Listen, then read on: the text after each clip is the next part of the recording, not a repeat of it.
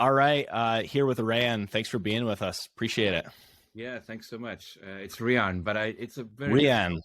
All right. It doesn't matter. I'll get it. I'll get it next time. We'll have you back for another round and I'll get it by then. There you So go. Part apologies two on is that. already set up. Yeah, yeah. And you told me not to attempt your last name, so I'll let folks. We'll put the link for your LinkedIn. We'll put your full name in the episode. People can see it and see why I didn't take a crack at it. But for the most part, definitely excited to be here with you today. I know you've had a really interesting kind of dynamic career and product so far, and you're doing cool things at the company you're at right now. Maybe just set some of the context. How did you get involved in product work in the first place? Yeah. So I grew up in South Africa, hence the weird name that's hard to pronounce. And after I did a degree in engineering and information science, and then after that I moved to Australia to keep studying. I moved there with a scholarship to study, but I really just wanted to travel. So I was able to go to Australia and did some more studying there in marketing and social network theory before Facebook was a thing. So more on the mathematical side of social network theory and marketing. And as a lot of these stories go, I met a girl there, and she was American, and I followed her to America, which sounds really creepy if you say it that way, but we've now been married 19 years and we have 2 kids, so I think I'm okay, and it worked out fine. Sounds like it did. And when I moved to the US, some of you might remember Monster.com if you're of a certain age. So I spent 8 hours a day on Monster.com trying to find a job anywhere, and I eventually found a job up in San Jose doing some market research stuff. But I did make myself this goal of, after a year, I wanna go work at one of 3 companies, and it's weird what the companies are now. Now that you think about it, I wanted to be at eBay, Yahoo, or Apple. Those 3 companies will probably be different today, but back in 2004, those were worthy goals. I was gonna say, you don't even have to give a date; you can kind of place exactly when that was, just based on those 3 companies. Yeah, you can tell it was 2004 for sure. And I managed to talk my way into a job at eBay in their user experience research team. And that was just a fantastic experience. A great manager, and I felt so lucky to be there. Like every day I would walk into the building and I wanted to call my mom and say, my badge still works. They're still letting me in here. Like it was such, for someone who grew up in a small town in South Africa, it was such a big thing. But after that, we had our first child, and we actually wanted to move back to South Africa. So I moved to a company called Yola.com, which was like a site builder, to be their first product manager. And I wanted to move into product management because as the field of user experience research is very specialized in the US, but it wasn't really happening in South Africa that specialized yet. So I really wanted to expand a little bit. I had no idea what product management was. So I read a couple of Wikipedia articles and bought this giant book called the Handbook of Product Management, which ended up being terrible. But again, I faked my way into that job as Yola's first product manager. So they were up in San Francisco. And then after that, we moved to South Africa, where I built that team out a little further. And that's kind of where my product career started. After that, I moved to a company that's similar to Amazon, like South Africa's version of Amazon. I did some agency work for a while, but then we decided we really wanted to move back. So we moved to Portland. I worked at a healthcare startup for a little bit, and then I worked at a business social network called Jive, which now doesn't exist anymore. And I'm skipping all of that quickly because that's where the story gets interesting. About 7 years ago, I joined a company called Wildbit, which was a small husband and wife co-founder team. Wildbit was a company that built tools for developers, and I joined as their first product manager on an app called Postmark, which is where I'm still today, which is transactional email platform for developers. I was there for 6 years. A lot of what I've grown to believe and about modern product management, and even wrote a book about, which maybe we can put that in the show notes too. Like a lot of that shifted in those 6 years as I worked at a company that was really focused on just remaining profitable and having an effective team that enjoys their work. So that was really, for that 6 years, was a huge learning experience for me. And then in April last year, almost a year ago, Postmark got acquired by ActiveCampaign, which is where I still am now. So our entire team, apart from the founders, moved over to ActiveCampaign. At that point, I was heading up product for Postmark. I now head up the whole Postmark team within ActiveCampaign, and our team of about 30 people are still together. We're all still here, and we're kind of working separately as a team still on Postmark, while also working with the ActiveCampaign folks to integrate Postmark deeper into ActiveCampaign. So it was quite a big shift there, moving from 30 people to almost 1,000 people over the past year, and then also expanding that role a little bit. But still enjoying it, and we're all still here, so we're still running with it. Yeah, So yeah.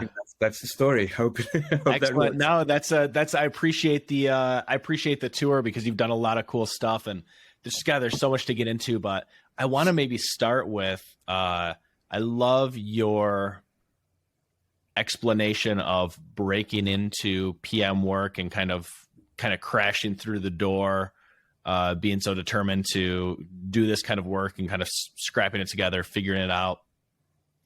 It's interesting, like younger people today breaking into this career, I think it's maybe easy to take for granted, like how many sort of like resources and education and content and stuff is just like out there about the product career path. And definitely wasn't the case even just like a couple years ago. You didn't have all these, courses and, cohorts and classes and as many like books and podcasts and YouTube series and everything that people can dive into today if they want to get started in PM and learn more about it. Any sort of lessons or like kind of main stuff that helped you crack in that might still be relevant today for folks, even with all the stuff that they can dive into? Yeah, it's kind of weird being kind of the older person in this in this journey now. Like you might not believe it, but Inspired wasn't written yet. Wow. So there wasn't, Maury Kagan wasn't there yet. Right.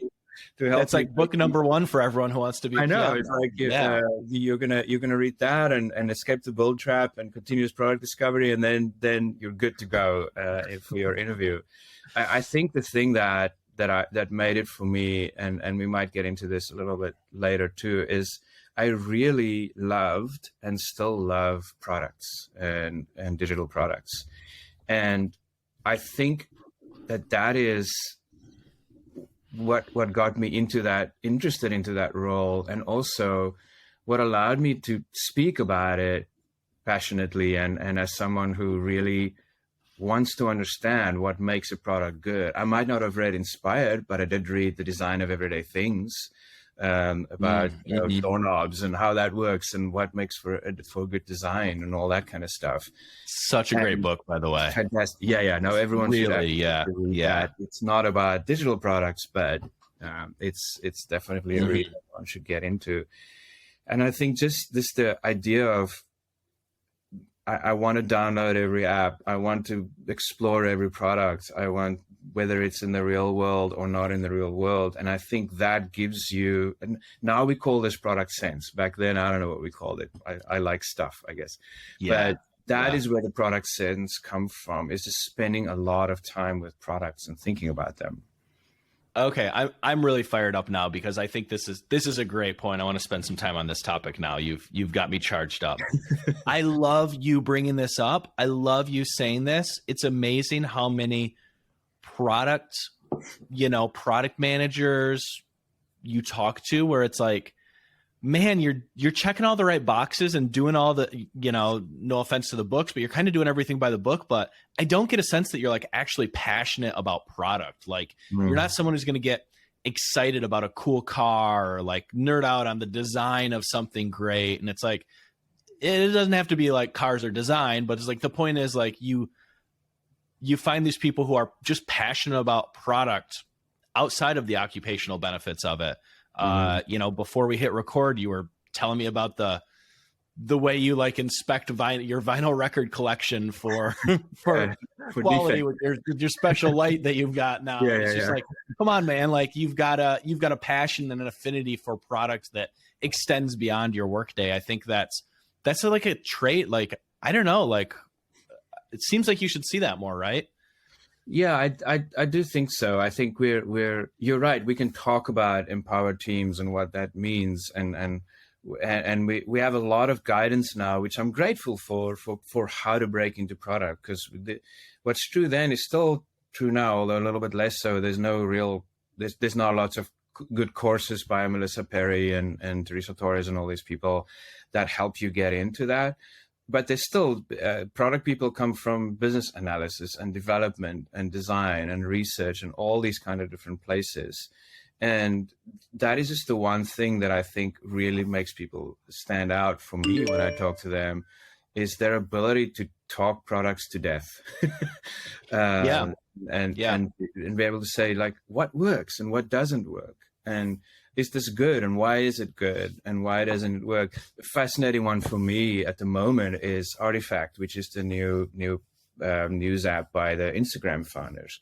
Oh, sure. Like, oh, this should be immediately successful, right? Because they've built Instagram, and then I download and play with it, and I'm like, this is just a little bit like a worse version of Apple News right now. So let me understand this. Like, where are they going with this? And all of that stuff is just constant, and the part that makes us passionate about this work.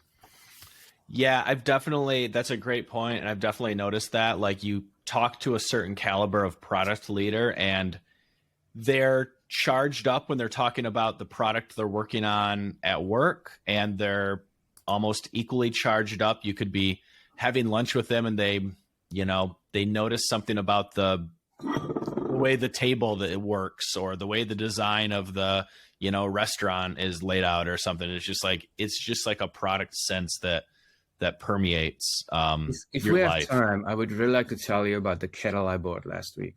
Let's do it right now. I don't want to leave it hanging. Tell me about the kettle. Really? Yeah. I bought a kettle by a company called Fellow last week, and the reason I did it was you can set the temperature, but also it keeps your water warm for an hour. And as I work in my basement, and the kitchen is upstairs, and I drink a lot of tea. I'm having tea right now, and between meetings, I'm like, oh, I don't have 5 minutes to boil the water again. I just need something to keep the water hot for me. And this thing is beautifully designed, and it keeps my water hot for an hour. And I annoyed the team for 10 minutes about my kettle and how everyone should please buy this kettle, and it'll improve your quality of life so much. And I feel like I don't want to get philosophical about it, but the joy that brought into my life, that small thing that solves this very specific problem I have, is the reason we build digital products as well. The reason I love working on developer tools, for example, like Postmark, is we're enabling people who build the web to do that better and more efficiently and easier. In some sense, there's no harder audience to build for than developers, but in another sense, it's the most exciting audience to build for, because they know good from bad, and they know what's efficient and not. And what makes me excited about this stuff is if I know I can save a developer some time so that they can focus on their business. And those are the reasons we get into this. Sorry, I'm getting all over the place now. No, it's great. And I love the point about developers. And I think this sort of cliche around developer products, I think, and developers as customers, as people can think like, oh, it's all about, it's sort of like these very like cold calculated decisions, and like developers are just going to like, logically weigh the options and pick the product. And it's like that, to a degree, that's true about everyone. But man, like some of the developers I've worked for are among the most passionate users, advocates, fans of the products they use when they do have something that they truly love and believe in. Like a developer can be maybe one of the hardest customers to gain, but also like the best, most passionate advocate you could ever ask for once you do kind of deliver something of value to them. Yeah. They also give the best feedback. I mean, they don't just say your API sucks. They say this specific endpoint doesn't do this thing that I really needed to do. Which is, it makes it a lot easier. Oh yeah. We're deep in the world of feedback at scale here at Launch Notes, and Yeah. definitely definitely an audience that knows how to break down feedback. I know we're kind of jumping around here, but you mentioned the book you wrote. Can you tell us a little bit about that? Yeah, and maybe the theme here is more around how you break into product management, because when I moved from the US to South Africa, I was really worried about losing touch, because I felt like when I was working at eBay, I was just surrounded by all these minds and almost got smarter by osmosis, because it's like every lunchtime conversation was interesting. And I was worried about moving to a place where the tech industry is a little bit smaller, and how would I keep learning? So I started a blog in 2009 that's still around, as a way to help my thinking.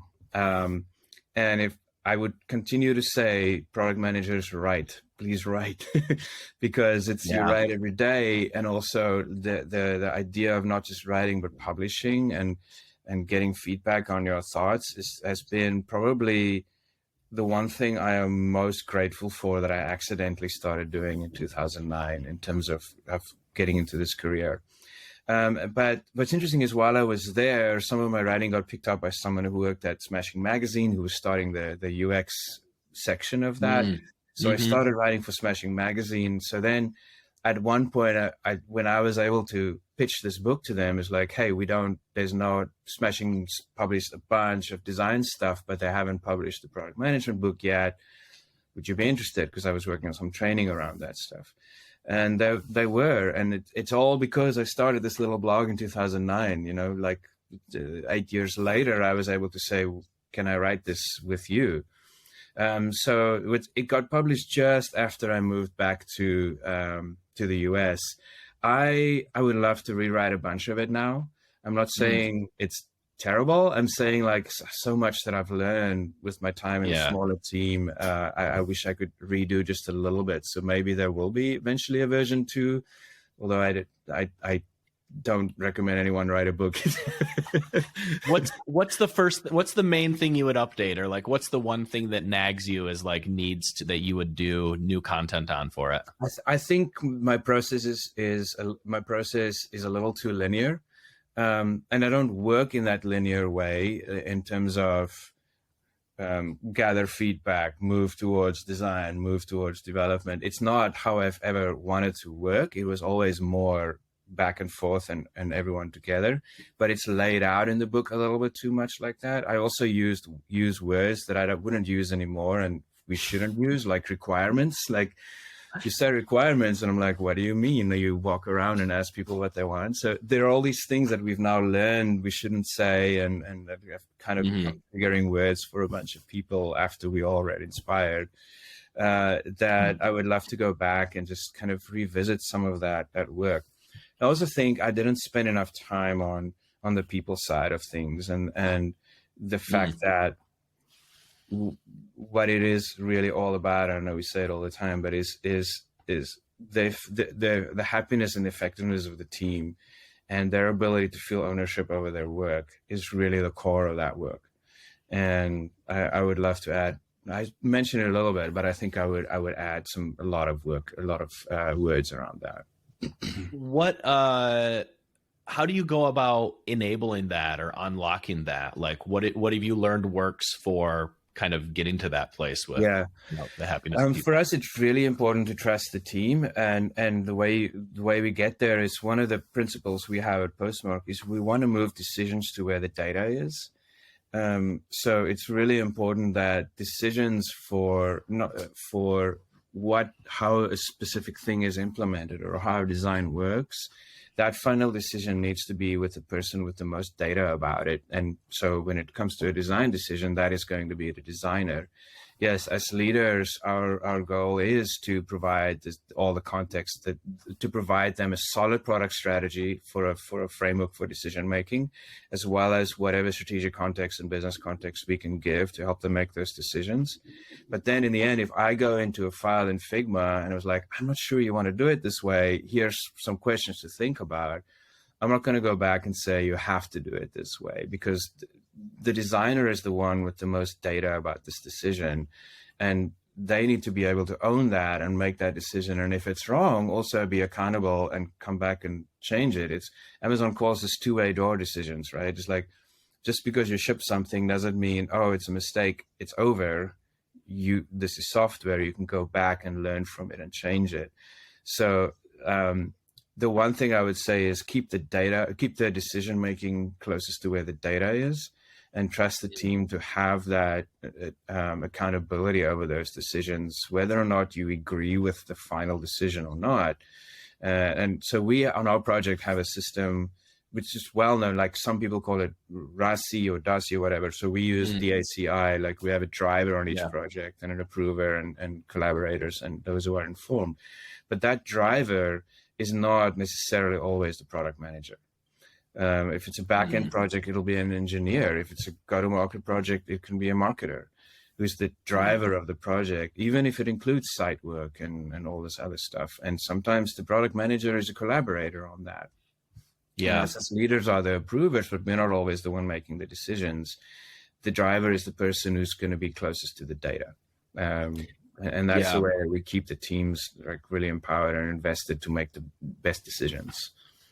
I love that. I love that way of phrasing it too. And it makes total sense, because it's sort of intentionally saying there is someone who is close to the data and will put the decision-making power with them, rather than, I don't know, maybe there's like an ego-driven alternative that involves like, well, I'll run a few queries and then I'll have the data and I can call the shots. Right? Like the sort of the almost humility approach of like, the one who's closest to the data naturally is the one who's going to be most apt to make the decision, and we're not going to sort of mess with the natural order of things there. Yeah, and I want to add to that. I mean, data in the broadest possible sense. Yeah, for sure. Database queries, all that stuff, but also like customer input and what legal said we can and cannot do. Like all that. Yeah. Like, all of that is data points, and who's going to have the most data points to be able to make the right decision here.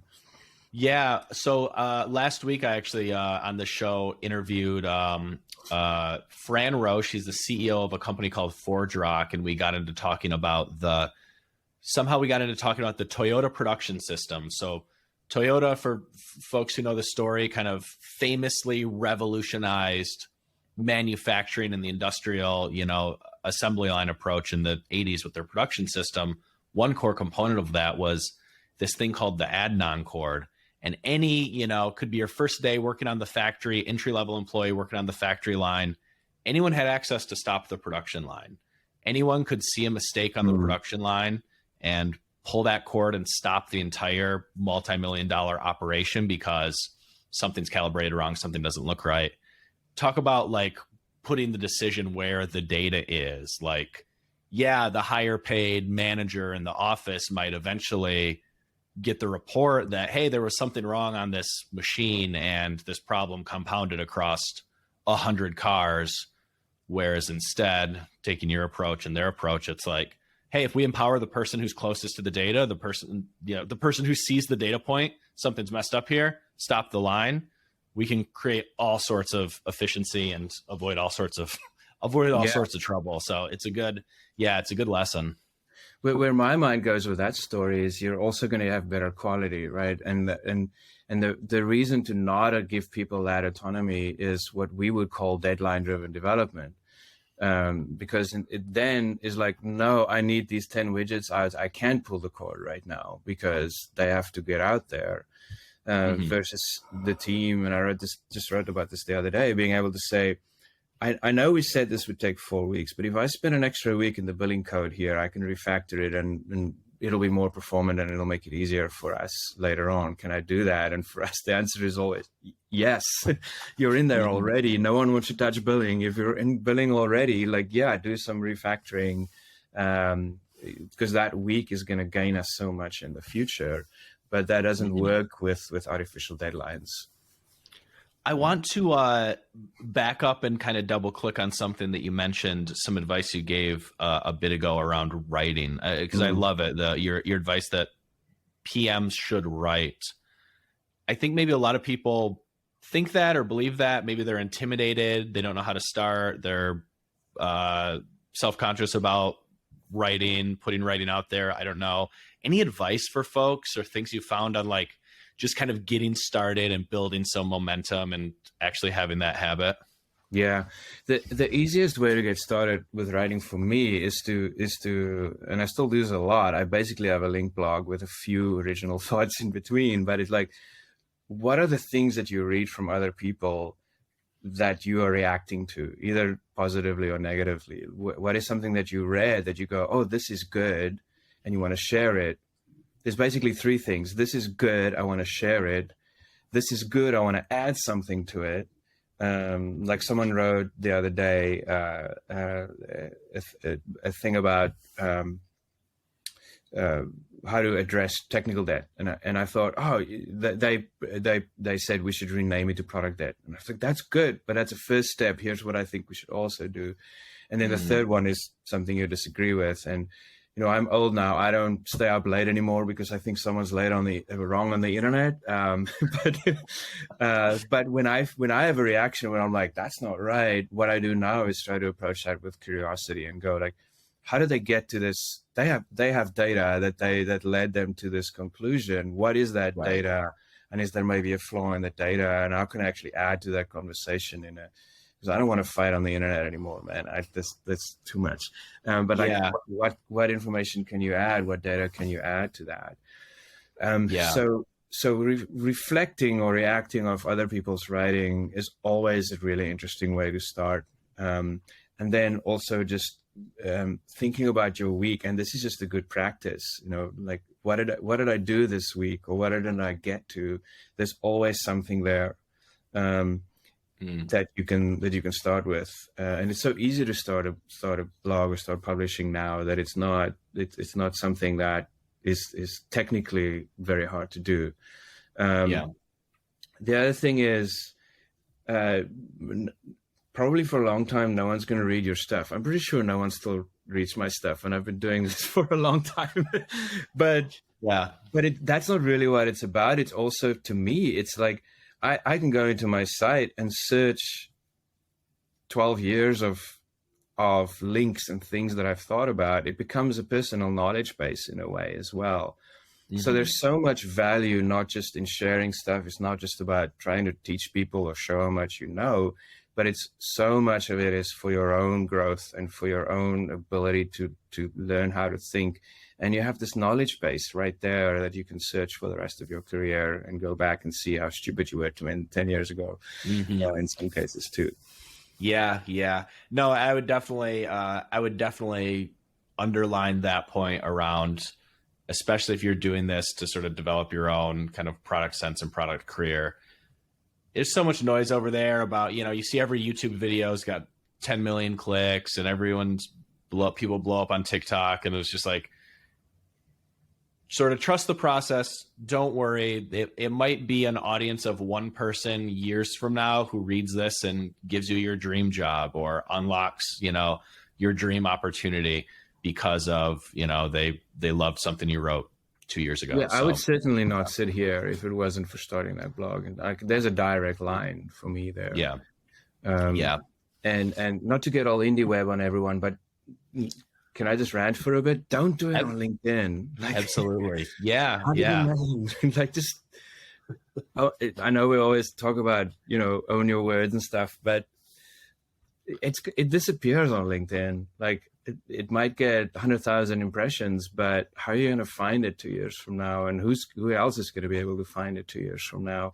If this is really about building your career and teaching yourself to grow, I think it's really important to own that space online. Also, don't do what I did and pick a domain name that no one can pronounce. Yeah.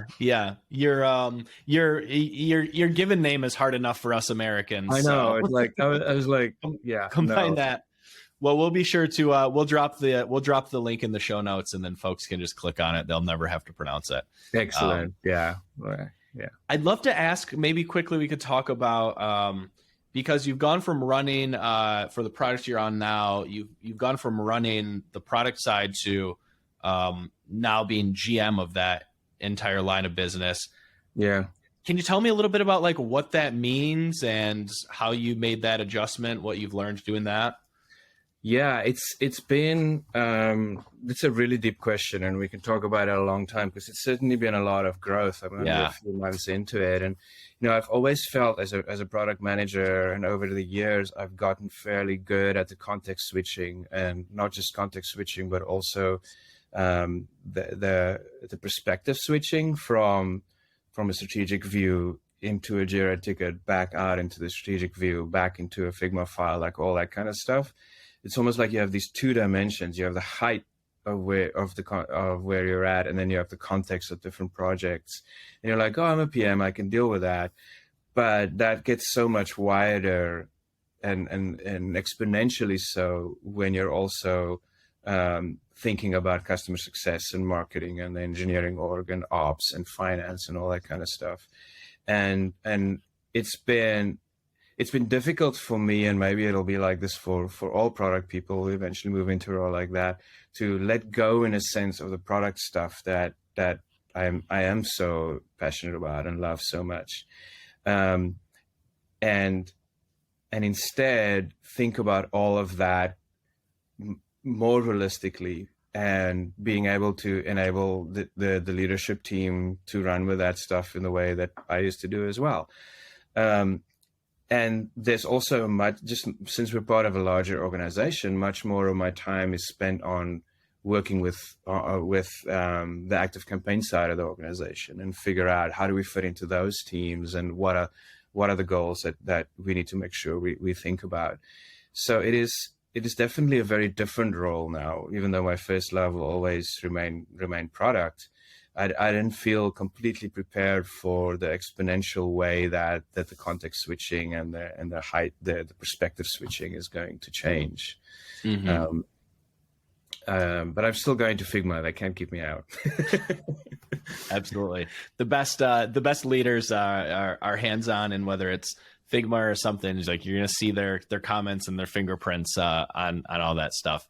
Yeah, one of the things I'm super worried about, and I've written about before, with organizations as you move into your career, into a leadership role, is I've always felt that the further away you get from customers, the more difficult it is to make good products. And so for me, it's very, I don't want to lose that. So I need to still be on customer calls, and I need to still go into product board, which is where we collect all our customer feedback and process that and read through all that. Because I think if I don't spend time with that, I'm gonna lose touch with the core of what we do, and I'm kind of, that's the thing that's kind of keeping me up. It's like, what if I don't understand our customers anymore one day? How can I be trusted to make any kind of leadership decision in that case? Yeah.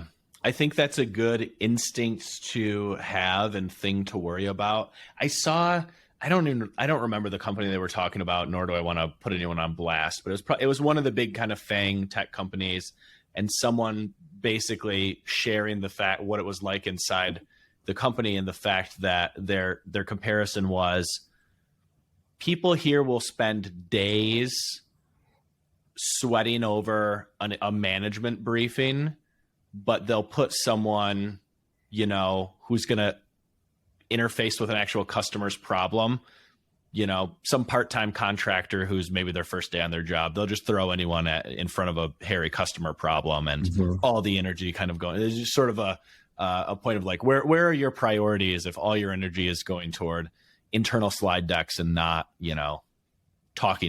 working with the actual customer? And yeah. We've tried to institutionalize a little bit of that, so that you don't have to talk directly to customers to be able to know what's going on. So we have, like I said, our customer success team was fantastic. Whenever there's feedback on a feature or something, that would go into product board, which eventually flows all the way through to Jira, and so we have all that customer context there. We have a monthly support report, because the team tags every conversation, so they're able to say, here's the biggest sources of support this month, and then someone on the team will go, that's an easy fix, and we can probably save you hours a month. Let me quickly go do that. So there are it's not necessarily scalable to extremely large organizations, but as a 30-person team, we've been able to say there are some things we can do to make sure that everyone in the organization can be close to customers. Our engineers still get pulled into really hairy support requests where they have to dig in further. Yeah. So we really try to find ways to make it easy for people to feel like they know what our customers need. And I love the idea of having sort of like a traceable audit back to a specific piece of customer feedback, where if there's a Jira ticket, you can kind of trace that back through when did this request come in, who made this request, where's that feedback housed? And then on the other side of it too, like we're going to connect the dots to the company strategy. So it's like, here's the high level strategic part of the business this level's up to. Here's the on the ground feedback this specific request came from. And you can kind of traceable audit your way in and out of both of those. And that kind of helps the people doing the actual building and leadership sort of see the full picture and see the real customer perspective. Yeah. And the reason I'm a fan of something like Product Board or anything else, I promise they're not paying me. Like I've always felt that Jira is a really good execution tool, but a really bad planning tool. So you have all these other tools, and the reason we pick Product Board, looking after among a bunch of them, is that they really do the cycle well. So we have customer insights, and then it has this two-way sync with Jira, so you can work on the issue and see all the insights there. So if we start on something, we have 10, 12 people we can reach out to who gave us direct feedback on this is something they need. And we can get on calls with them and say, tell me more about that. What is it what is your real need here? And then we have this whole loop where we use Help Scout for our customer success. And as soon as we mark a ticket as a Jira ticket is done, all the Help Scout conversations linked to that ticket get reopened up and gets back into the queue.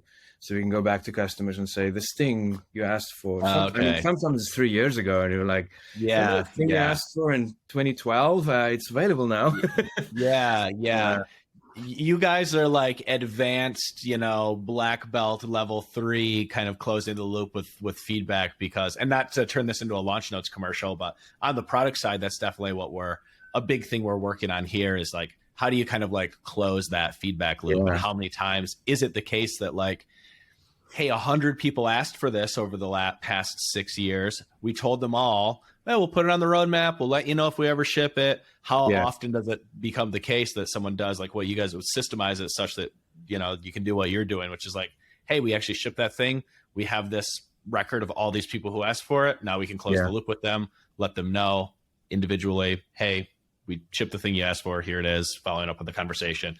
That's from 18 months ago. Like, talk about like a delightful customer moment. I know, like, the responses from that is usually, 2 years ago. Thank you. Exactly. Like, talk about creating a magic moment for a customer. So very, very cool. Well, hey, I could talk about this stuff all day. I'm sure you could too. We'll be sensitive of your time and let you off the hook there, but we'll have to have you back sometime, because this was super fun. I know there's a ton more we could get into. So appreciate your time today. This was a blast. No worries. Thanks for having me, Blake. Yeah. Appreciate it. Thank you. See ya. See ya.